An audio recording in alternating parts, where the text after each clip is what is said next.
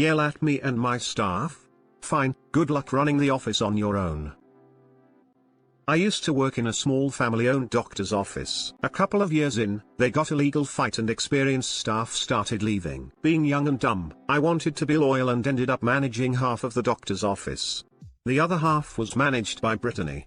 She had a team of 3 that did the work of 6. The company got bought, and a new owner came in. He was like Danny DeVito in gold chains and a bad toupee. He was dumb and no one respected him. He screamed constantly, about little things, at anyone. He micromanaged and didn't bother to understand someone's job before telling them how to do it better. He tried to streamline processes without knowing how they worked. But mostly, he yelled. One day, the hardest working person in the entire clinic, a nurse who started every appointment, was a few minutes late. She was a single mother and her kid was sick, so she showed up less than 10 minutes later than usual. Danny proceeded to berate the nurse in front of the entire office, scream about dumb things like being a few minutes late, then strange things like how she wrote dates, then absurd things like how her bedside manners sucked. She had gotten flowers the day before from a patient because she was so good. When the nurse put in her notice at the end of the day, Danny fired her on the spot. Told her to leave and never come back. I had been job searching, and had actually gotten an offer. I was planning on giving a lot of notice but couldn't give notice if I'd be fired immediately. I had student loans and was paycheck to paycheck. I grabbed the 2 remaining members of the admin staff and explained that I was going to quit without notice before too long. Brittany understood, and said she too was in the final stages of taking a new job. We agreed that we would quietly all find new jobs, then duck out when it was convenient. We had to quietly let all the other staff know, and each of us quietly started smuggling our personal effects out of the office.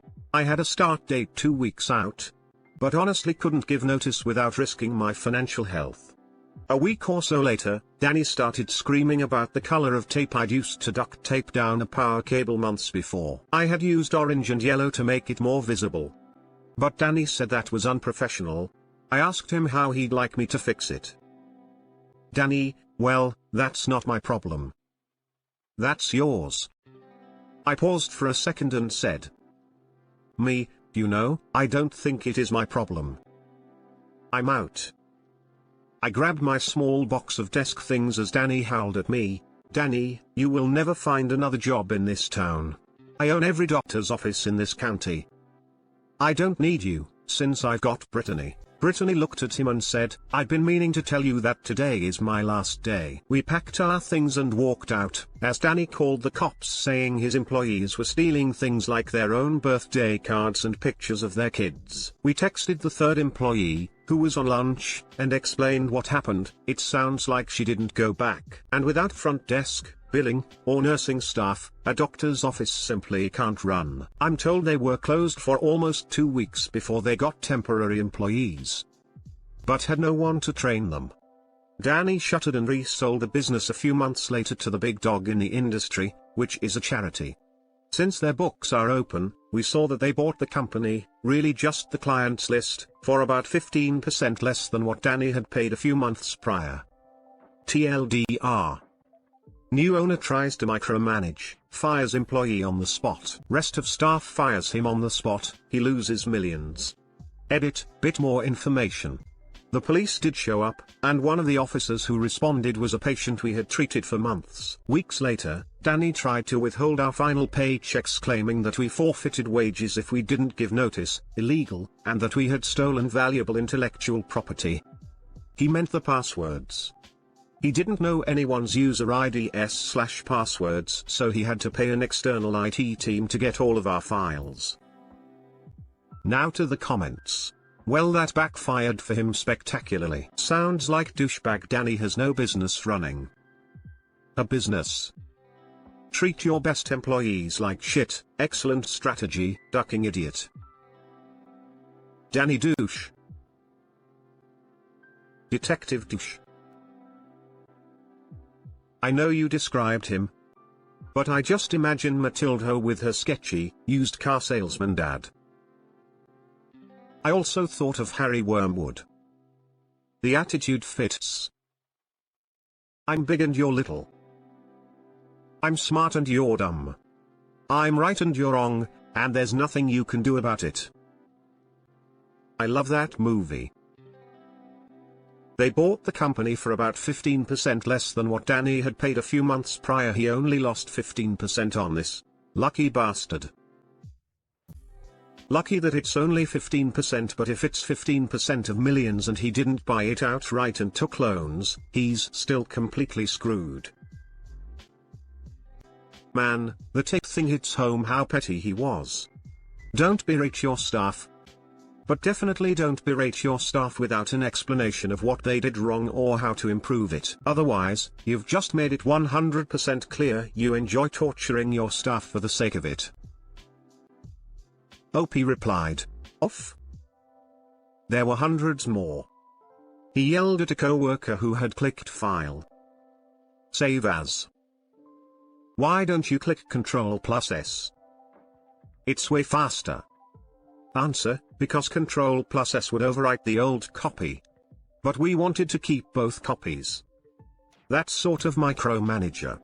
Another conversation, with a physical therapist this time. Danny, I noticed that you spent almost 50 minutes with that patient. Their appointment was for 40 minutes. PT, yeah, my next patient hadn't come, so I was able to spend some extra time on exercises that would definitely help them. Danny, no.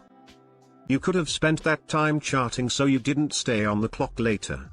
I'd better not see you stay after this evening doing charting since you have so much free time. I had started searching for a job about 6 weeks earlier when he said, remember to ask the patients if they're happy with their weight and whether they smoke. Then make sure to document it, so we can bill for weight counseling, and smoking cessation counseling. Totally inappropriate for a physical therapist. Ctrl+Shift+S. It's way faster. That story made me smile. I work in a doctor's office with a very critical boss, and walking out on a busy day is my dream. One of these days.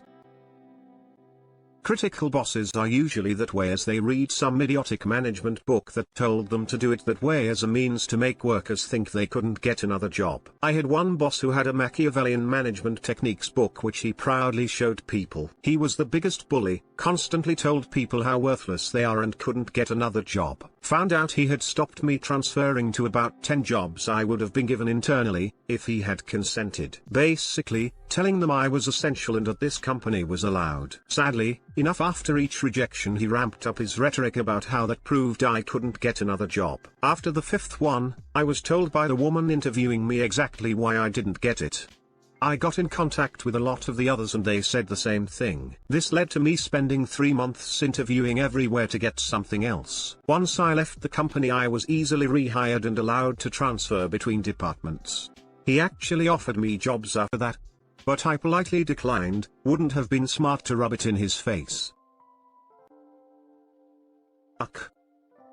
Some people just make themselves feel bigger by making other people feel smaller. I think in my case it's because my boss grew up privileged and never had to work. Never had to pick up after himself, either. I really don't think he knows what a boss is supposed to act like. But most people don't have to be taught that demeaning others is not the way to inspire them.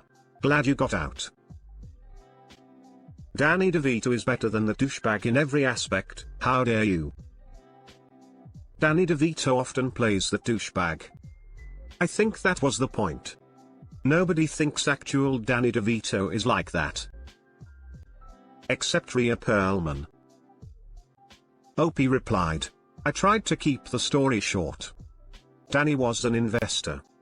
His LinkedIn says he turns around underperforming companies. I imagine he's like a home flipper. But just buys a small company, strips out their intellectual property, and then sells. The docs were generally okay. Most of them only practiced here 1 day a week. We texted the full-timers and let them know what happened, and apologized for putting them in a bad position. They understood and started finding a new job. Many of them were already in the process as well. Thankfully, it's not hard for these docs to find employment. Usually for these people it's a couple years long thing. They buy small healthcare facilities, pump out huge numbers to show them working efficiently for a few years, then sell it because they're doing so much more work. I was waiting for Brittany to be the antagonist in this story. Brittany. Good luck in your new job. OP replied, Thanks. I had nothing but positive feelings for Brittany. She started a few months after I did, so we'd worked together almost 5 years at that point. She was super positive and worked really hard. She was the best kind of manager. She was super supportive of her team and would always step in to help when it hit the fan. If her team was staying late, she was too, because that meant they could all get back to their families sooner. This happened about 5 years ago. The next company was an absolute blast. They got acquired too, and unfortunately it changed culture for the worse. But I've got a new role now, so we'll see how it goes. If her team was staying late, she was too, because that meant they could all get back to their families sooner. I do this a lot when I became a lead manager, but I wasn't thinking primarily about them seeing their families sooner. But because I've worked with bosses who just tell us how to do his work and then leaves us to go drink and stuff and we can't find him when we had questions, I promised myself I'll be different, that I'll be there beside them and most of the time being an extra hand in executing work.